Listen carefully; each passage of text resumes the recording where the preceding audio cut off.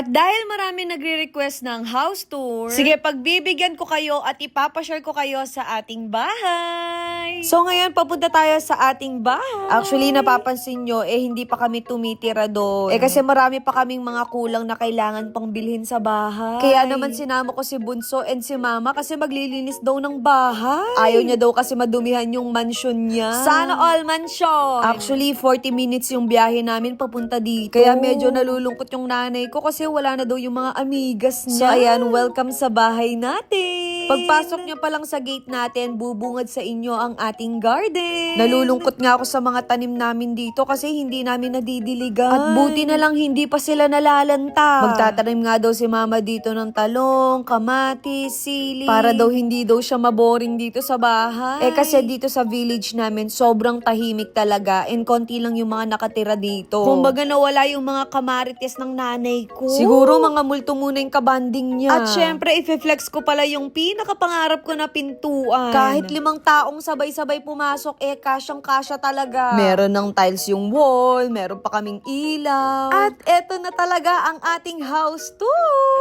So, eto yung itsura ng ating living area. And yes, natupad yung pangarap ko na gusto ko talaga high ceiling. As in, malulula talaga kayo sa sobrang taas niya. Syempre, ipagyayabang din natin ang ating chandelier. O, diba? Ang daming jolen yan, ate ko. Dati, halos kasing height ko lang yung kurtina namin. Ngayon, hindi ko na maabot. Syempre, lalagyan din natin ng magandang sofa dito para dito magkukwentuhan with family and busita. O, diba? Yung nanay ko, sobrang sipag talaga kahit sa old house namin, hindi tumitigil maglinis. Medyo na-stress na nga ako sa mga switch natin kasi napakarami. Gusto ko lang naman magkabahay pero na-stress patuloy ako. Syempre, dito natin ilalagay yung pinakamalaking TV natin. Actually, nakikita nyo lang na wall yan pero meron niyang secret door. Aminin nyo, hindi nyo yan napansin. Pagpasok nyo dito, yes, kwarto na po siya. Naisip namin perfect talagang maging kwarto ni Papa to. Kasi si Papa hirap na din umakyat sa hagdan. At saka dito, agad talaga namin siyang masisili. Syempre, lalagyan din natin yan ng kama, ng cabinet. At dahil mahilig manood ng TV si Papa, lalagyan din natin ng malaking TV.